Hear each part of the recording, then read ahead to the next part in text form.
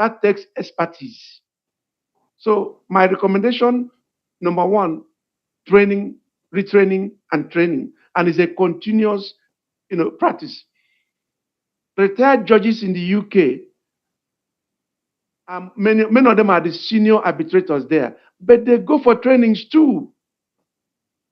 So the fact that one has sat, with all due respect, one has sat on the bench does not automatically mean that they are arbitrators.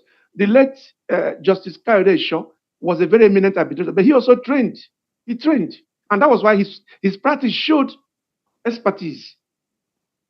I've been in a panel that with the former Chief Justice of England and Wales, and the man understands arbitration. In fact, he gave a lecture 2 weeks ago in our London branch event in London, and also in the London International Dispute Week, 2 weeks ago. So people should be able to open themselves up so that they don't assume that they know, whereas they don't know, and then go ahead, to embarrass yourself unnecessarily. By the time your award gets set aside in court once or twice, nobody will appoint you again, because nobody gives you your law office appointment. The appointment is to you personally. So if you don't practice very well, nobody will appoint you again. So my recommendation, sir, is please keep doing what you're doing as an institution. Keep promoting this, knowledge sharing. Let people be exposed, to best practices by learning and training and retraining. Thank you, sir. Thank you so much, sir. Thank you so very much for that word, and you have implored the NCCDRC to keep doing what they are doing, and make sure that we should keep doing it until lawyers get to expunge their minds of a lot of things that they have used in litigation. And before you join back, just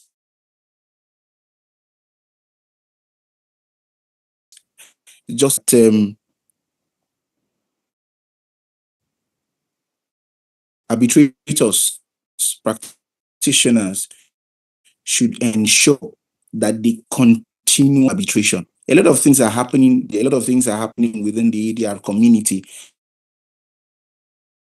and they have to follow the progress as it is going on within the community. So, and this can only be achieved through training, constant and continuous training and retraining. Because like you have said, award, and that only comes from continuous. Sir, I want to sincerely thank our panelists, and dear participants, you would all agree that we have just wished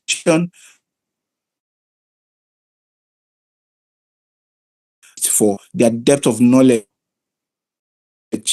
on this subject matter. So I had asked participants to drop their questions, and so we can see that there are some comments, there are some questions. So I will just immediately just proceed to intentional effort to separate arbitration from law practice and distinguish it as a separate class of practice on its own. Dr. Madumere, I don't know what you think about this. I share her sentiments. In the UK, for instance, there are lawyers who take cases and QCs and who never go to court. What they do is arbitration litigation. A lot of lawyers, I have had to write references on 3 occasions. Lawyers based in the UK who had appeared before me in international arbitration, and they became cases. So, we are the truth is that we are moving towards, the era of expertise. People should be able to have niches in their area of practice. It's no longer acceptable to be jack of all trade and master of all. People should be able to have an area where they have competitive advantage, and then stay in those spaces. And then the market also has a way of filtering out, the real things from people who are pretending, to be among them. So it may not be easy as a rule to segment that kind of practice. But as people begin to show expertise in different areas of practice, the market will have a way of identifying people that have expertise in specific areas. For instance, and people will say, oh, he's an expert in maritime. You mentioned aviation arbitration. I mean, it's all going towards that direction. That is why we must keep training ourselves, doing what we best, in production. And again, I saw a comment somebody made on the chat box with regards to time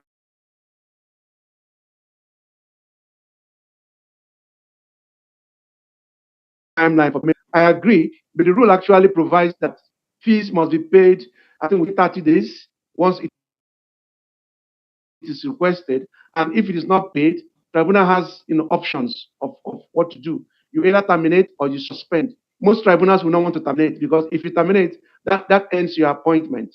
And if tomorrow they decide to come back to arbitration, they may not appeal you again. So what practitioners do usually is to suspend the process.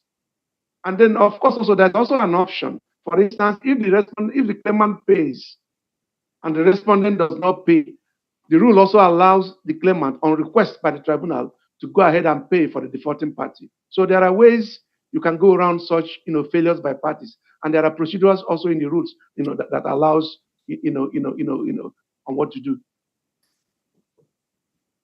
Somebody says, I would like clarifications from Dr. Madumere.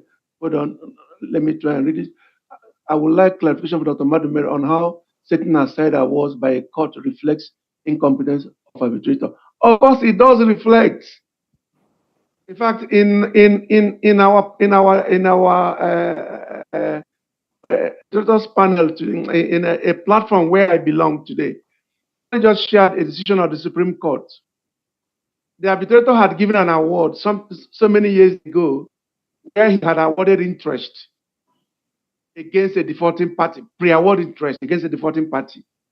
The award was taken to the Federal High Court here in Abuja, and the Federal High Court upheld the award and enforced, recognized it.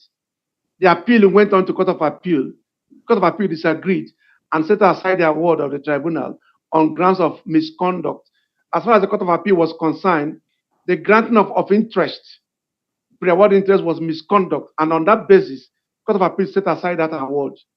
Supreme Court just gave a judgment, I think just yesterday or last week, affirming the decision of the tribunal and also affirming the decision of the Federal High Court. That is an endorsement of expertise. And with also, modesty, the last judgment that Honorable Justice Rose Biver gave, the Justice of the Supreme Court, was on an award I published as a sole arbitrator. And the case is reported in the Nigerian Rule Law Report, DICO and line. That's the name of the case. And it went up to High Court, Court of Appeal, Supreme Court, and they affirmed it. That is an endorsement of nice on the regular. People will know that this one knows what he or she is doing. Same also, if your award gets set aside on the regular, arbitration is costly. Parties pay. Nobody wants to be paying money to a panel that keeps having their award be set aside. So it's a reflection of expertise. Yeah. Thank you, sir.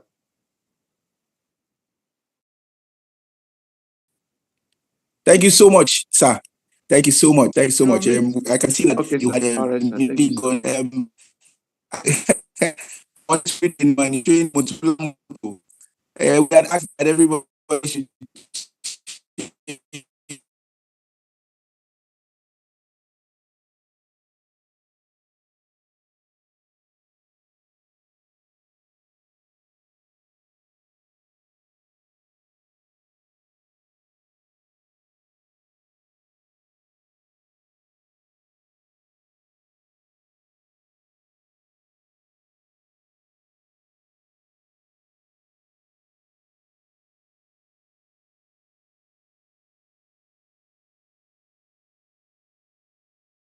agreed upon as to how processes and hearing are to be followed. But sometimes these are not followed. So will it be okay if the rules set these timelines and consequences for breach? So I think after Mr. Paul addresses that, if Doctor has something to add to that, he may also do so.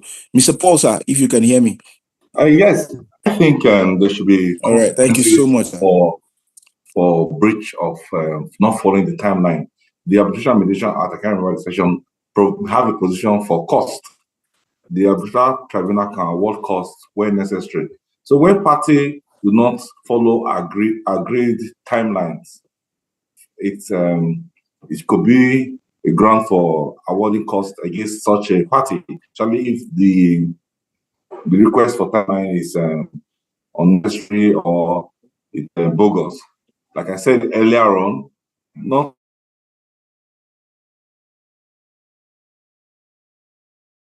all adjournments are bad, some are necessary for the process.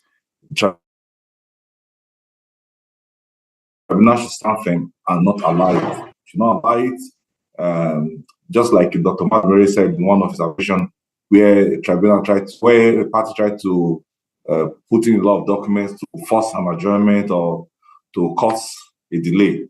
You stand your ground and you be proactive, not reactive. Be proactive. Think of ways to stop that. I want to use this example. He asked them to send an index of the document, and then you find out that most of them are not relevant. The tribunal has a big role to play.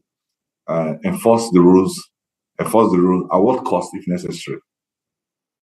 Thank you.